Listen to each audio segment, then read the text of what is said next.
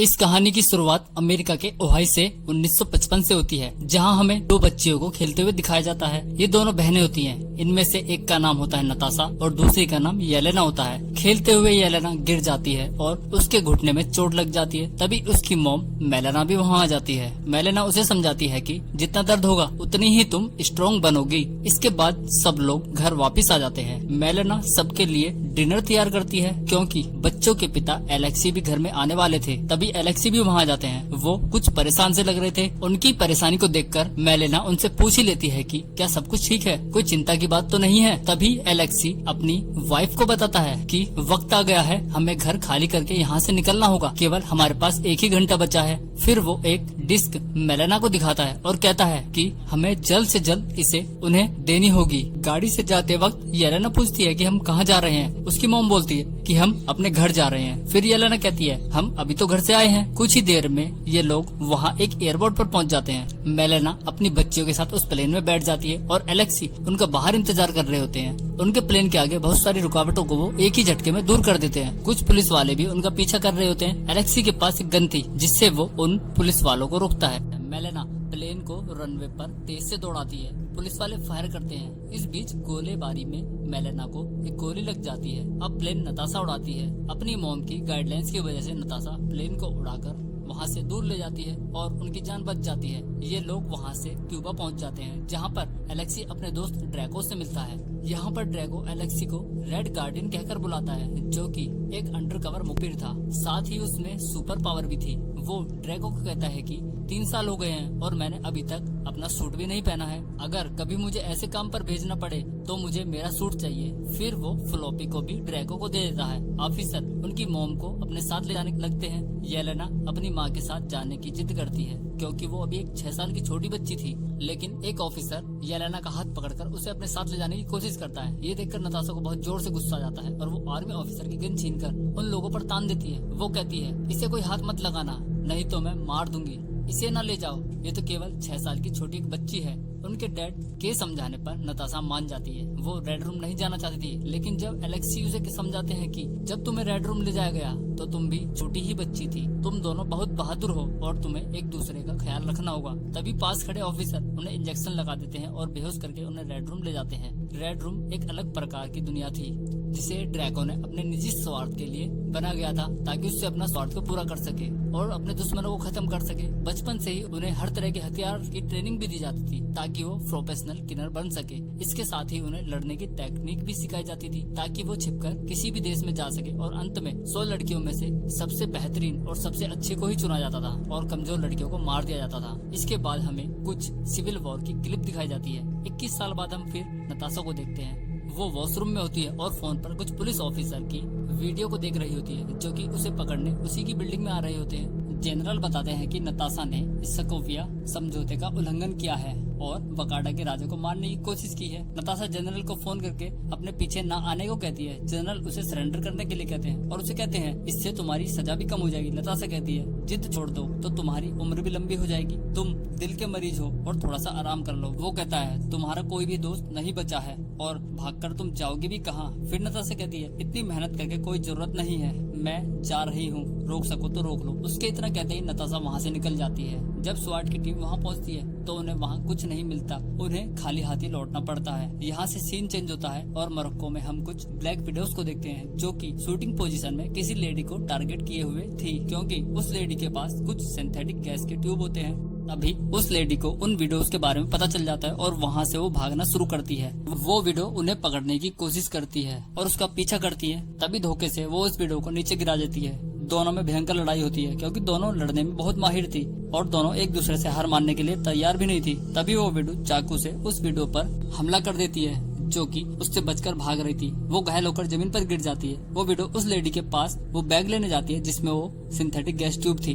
वो वीडियो उसके ऊपर सिंथेटिक गैस का स्प्रे कर देती है, जिससे वो अपने होश में आ जाती है। दरअसल ड्रैको उन सभी वीडियोस को अपने आप ही कंट्रोल कर रहा था और उस गैस के स्प्रे के बाद ड्रैको के कंट्रोल से वो वीडियो दूर हो जाती है। वो वीडियो और कोई नहीं थी, वो नताशा की छोटी बहन येलेना थी। अब नताशा को समझ आ गया था कि इसलिए ये वीडियो ड्रैको के रेड रूम से भागी थी। वो वीडियो सारी गैस ट्यूब लेकर येलेना को दे देती है और उस वीडियो की मौत हो जाती है। येलेना अपनी बॉडी से उस ट्रैकर को भी निकाल देती है, जिससे ड्रैको उन्हें कंट्रोल कर रहा था और वहाँ से भाग जाती है। इसकी खबर दूसरी विडो ड्रैको को दे देती है कि एक विडो फरार हो गई है और टास्क मास्टर को एक्टिवेट करने की परमिशन मांगती है। टास्क मास्टर एक सुपर पावर से लेस ह्यूमन था।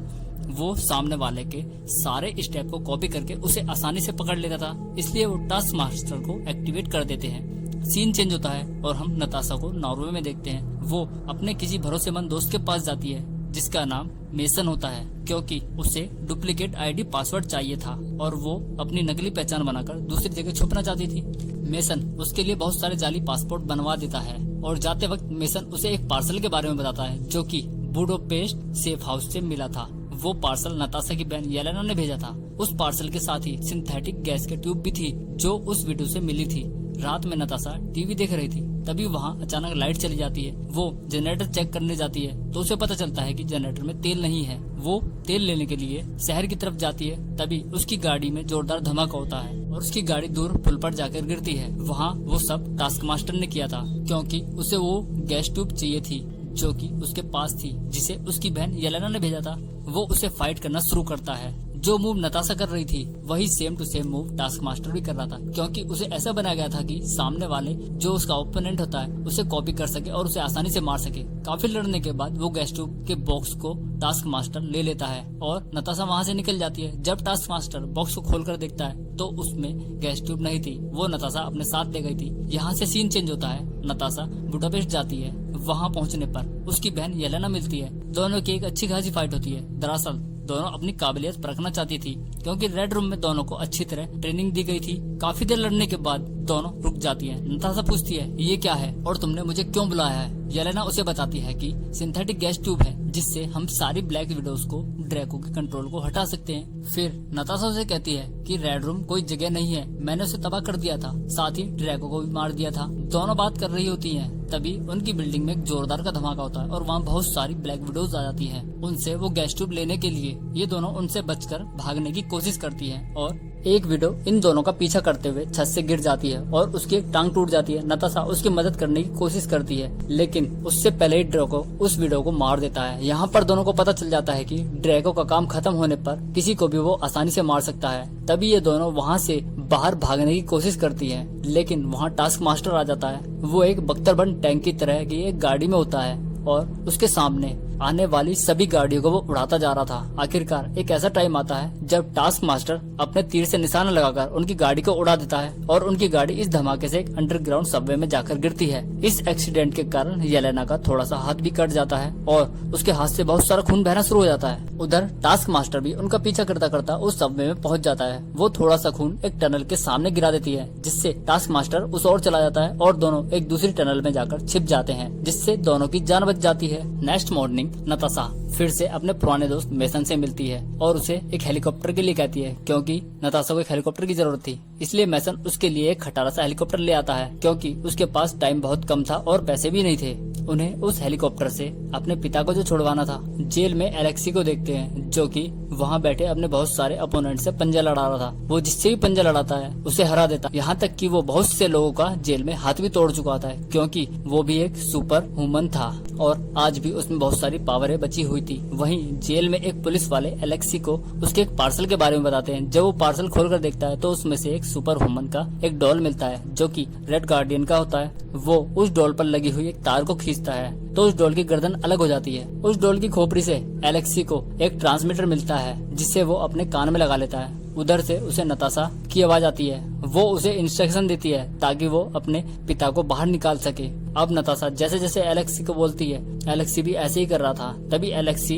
के ऊपर बहुत सारे सोल्जर हमला कर देते हैं, लेकिन वो एक सुपर ह्यूमन की वजह से वहाँ उन सब पुलिस वालों को मारकर आगे बढ़ जाता है और बाहर एक ग्राउंड में फंस जाता है। नताशा भी अपना हेलीकॉप्टर वहाँ लेकर पहुँच जाती है, लेकिन तभी एलेक्सी पर बहुत सारे पुलिस वाले हमला कर देते हैं। वो रबड़ बुलेट से उस पर हमला करते हैं। तभी अपने पिता को बचाने के लिए नताशा भी वहाँ कूद जाती है। वहाँ बहुत सारे पुलिस वाले उस जहाज पर हमला करना शुरू कर देते हैं। तभी लॉन्चर से येलेना उस टावर को ही उड़ा देती है जिससे वो हमला कर रहे थे, लेकिन लॉन्चर के हमले से पहाड़ से बर्फ गिरना शुरू हो जाता है। क्योंकि वो जेल एक पहाड़ों के बीच में बनाई हुई थी। दोनों एलेक्सी को बचाकर वहाँ से बाहर निकल जाते हैं और बर्फ से सारी जेल तबाह हो जाती है। इस तरह वो एलेक्सी को बाहर निकाल लेते हैं। अब ये दोनों अपने पिता एलेक्सी से रेड रूम के बारे में पूछती है कि वो कहाँ है। वो कहता है मुझे रेड रूम के बारे में नहीं पता। फिर नताशा उसे कहती है ड्रैको तो तुम्हारा दोस्त था, फिर तुम्हें तो पता होना चाहिए कि रेड रूम कहाँ है। एलेक्सी बताता है ड्रैको बहुत बड़ा कमीना है। वो मुझे कहता था कि तू अपने मुल्क का सबसे बड़ा सुपर हीरो बनेगा और कैप्टन अमेरिका से भी बड़ा सुपर हीरो बनेगा। इसलिए पहले तो ड्रैकोफ ने मुझे फेमस किया, उसने मुझे गंदे काम में फंसा दिया। मैं उसकी नीयत समझ सका था, इसलिए उसने मुझे उम्र कैद करवाकर जेल में सड़ा दिया और खुद कहीं जाकर छिप गया। अब ये लोग अपनी माँ को ढूंढने के लिए निकल पड़ते हैं, लेकिन रास्ते में उसके प्लेन का तेल खत्म हो जाता है और वो अपने प्लेन को नीचे उतारकर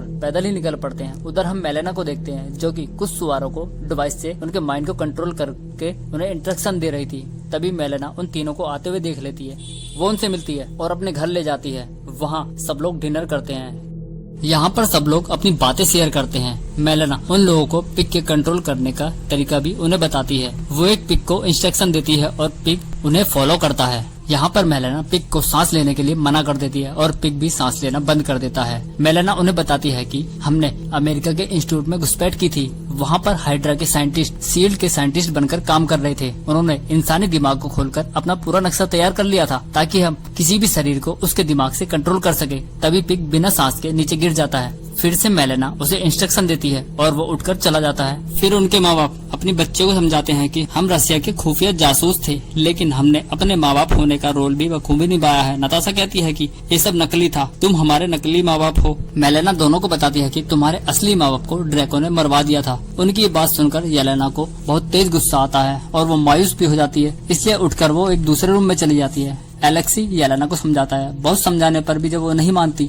तो येलेना का मनपसंद गाना एलेक्सी उसे सुनाता है, जिससे वो भी खुश हो जाती है और उसके साथ साथ गाना शुरू कर देती है। तभी वहाँ बहुत सारे हेलीकॉप्टर उनके घर पर मंडराने लगते हैं और उनके ऊपर बहुत सारी ब्लैक विडोज हमला कर देती हैं। ये सब उनकी मॉम मेलेना ने करवाया था। वो इन सब को पकड़कर आसमान की तरफ ले जाते हैं जहाँ पर ड्रैकोफ ने अपना अड्डा बनाया हुआ था। मेलेना इन सबको रेड रूम ले जाती है। यहाँ पर मेलेना की मुलाकात ड्रैकोफ से होती है। उससे बात करते हुए ड्रैकोफ समझ जाता है कि ये मेलेना नहीं बल्कि उसकी बेटी नताशा है, क्योंकि उसने सर्जरी से अपना चेहरा बदल लिया था। यहाँ पर हमें उस डील के बारे में पता चलता है जो नताशा और मेलेना के बीच में हुई थी कि वो रेड रूम तक इन सबको पहुँचाएगी, क्योंकि केवल उसे ही रेड रूम के बारे में पता था। इसलिए दोनों ने ही अपने फेस चेंज कर लिए थे। ड्रैको नताशा को यहाँ एक सच्चाई के बारे में बताता है। तुम्हारे बम से मेरी बेटी बिल्कुल मर चुकी थी, लेकिन मैंने उसकी गर्दन के पीछे चिप लगाकर उसे दोबारा जिंदा किया है। मैंने इसे ऐसे बनाया है, ये जो एक बार देख ले वो इसे याद हो जाता है। और यहाँ तक कि ये तुम्हारे सारे पैतरे को जानती है। टास्क मास्टर के जाने के बाद नताशा ड्रैकोफ के ऊपर गन तान देती है, लेकिन उसे वो मार नहीं पाती। ड्रैकोफ उसके माइंड को कंट्रोल कर रहा था। ड्रैकोफ कहता है चाकू से ट्राई करो, शायद वो चल जाए, लेकिन वो चाकू से भी उसे नहीं मार पाती, क्योंकि ड्रैकोफ ने उसे ऐसे बनाया था कि नताशा उसे ना चाहकर भी मार सके। नताशा ड्रैकोफ को बुरी तरह से गुस्सा दिलाती है। वो नताशा को बुरी तरह से पीटता है। अब नताशा को पता चल चुका था कि ड्रैकोफ से सारा कंट्रोल अपने हाथ में पहनी हुई उस अंगूठी से करता है। ड्रैकोफ सारी दुनिया में फैले हुए ब्लैक विडो के नेटवर्क को भी उसे दिखाता है। नताशा अपनी नाक की नस को तोड़ देती है जिससे ड्रैकोफ का सामना कर सके और नताशा उसे बुरी तरह से पीटती है। दूसरी तरफ एलेक्सी और टास्क मास्टर के बीच में भी गहरी फायर दिखाई जाती है। उधर मेलेना के पीछे बहुत सारे सिक्योरिटी गार्ड लग जाते हैं। वो गन से फायर करके कुछ चीजों को उन ब्लेड पर गिरा देती है, जिसकी वजह से उस जगह का एक इंजन पूरी तरह से टूट जाता है और वो खराब हो जाता है। फिर से हम नताशा को ड्रैकोफ की धुलाई करते हुए देखते हैं। तभी वहाँ बहुत सारी ब्लैक विडोज आ जाती है। ड्रैकोफ नताशा को उन्हें मारने का हुक्म दे देता है। वो सारी विडो नताशा पर हमला कर देती है। एक एक करके नताशा बहुत सारी विडोज को मार देती है। तभी वहाँ बहुत सारी विडो नताशा को पकड़ लेती है, लेकिन वहाँ येलेना आ जाती है और सिंथेटिक गैस की ट्यूब उन पर स्प्रे कर देती है, जिससे वो अपने होश में आ जाती है। इस तरह वो इन विडोज को आजाद कर देती है। धीरे धीरे वो शिप भी टूटकर नीचे गिरता जा रहा था, जिस पर ये सारी विडोज थी। नताशा भी वहाँ से निकलने से पहले उन ब्लैक विडोज के डाटा को अपने साथ एक फ्लॉपी की मदद से रख लेती है, जो पहले ड्रैकोफ के कंट्रोल में थी, ताकि ड्रैकोफ उन्हें कंट्रोल न कर सके। सब लोग यहाँ से निकलने की कोशिश करते हैं। उधर एलेक्सी और मेलेना हेलीकॉप्टर से वहाँ से निकलने लगते हैं, क्योंकि उनकी लड़कियां उनके साथ नहीं थी, इसलिए वो उन्हें लेने वापस पहुंच जाते हैं। ड्रैकोव भी अपने आदमियों के साथ वहां से निकलता है। तभी येलेना वहां आ जाती है और ड्रैकोव के हेलीकॉप्टर को पंखों में एक इलेक्ट्रिक स्टिक गिराकर उसे तबाह कर देती है। इस धमाके के साथ साथ येलेना तो नीचे गिर जाती है, साथ ही ड्रैकोव और उसके आदमी मारे जाते हैं। ये सब देखकर नताशा अपना पैराशूट बैग लेकर येलेना को बचाने के लिए निकल जाती है और वो उसे बचा लेती है। तभी उनके पीछे वो टास्क मास्टर भी उन्हें मारने आ जाता है। नताशा येलेना को बचाने के लिए उसे दूर फेंक देती है और फिर उन दोनों के बीच लड़ाई शुरू हो जाती है। दोनों जमीन पर नीचे गिर जाते हैं। नताशा के हाथ से वो सिंथेटिक गैस की ट्यूब नीचे गिर जाती है और नताशा उस गैस ट्यूब को फोड़ देती है, जिससे एंटोनियो होश में आ जाती है, जो कि एक टास्क मास्टर थी और ड्रैको की बेटी होती है। भारी तबाही के बाद सब कुछ नॉर्मल हो जाता है। यहाँ पर सब लोग साथ मिल जाते हैं। मूवी के अंत में बहुत सारी गाड़ियाँ इनकी तरफ आती हुई दिखाई देती हैं, जो कि जनरल रोज थे और वो नताशा को पकड़ने आए थे। नताशा को छोड़कर तीनों वहाँ से जाने लगते हैं। तभी नताशा लास्ट में बची हुई गैस ट्यूब को येलेना को दे देती है, ताकि ड्रैको के कंट्रोल में हुई सारी वीडियोज को आजाद करा सके। यहाँ पर वो सारी वीडियो भी वापस आ जाती है जिसे उन्होंने बचाया था। इस तरह नताशा को छोड़कर सब लोग वहाँ से निकल जाते हैं और नताशा समर्पण कर देती है। यहाँ सीन चेंज होता है और हम 2 हफ्तों के बाद फिर से नताशा को अपने दोस्त मेसन के साथ देखते हैं। वो कहता है, अगर सही पैसा और सही टाइम मिले तो मैं क्या क्या कर सकता हूँ और तुम्हारे लिए क्या लाया हूँ। यहाँ पर नताशा एक जेट को लेकर एवेंजर को एक साथ मिलाने के सफर पर चल देती है, ताकि वो फिर से एक टीम बना सके। फिर हम येलेना को देखते हैं, जो कि नताशा की कब्र पर जाती है। वहाँ उसकी मुलाकात वैलेंटीना से होती है। वो उसे बताती है कि मुझे पता है कि तुम्हारी मौत का जिम्मेदार कौन है। वो एक फोटो दिखाती है, जो कि क्लाइंट बर्टन का होता है और यहाँ पर मूवी खत्म हो जाती है।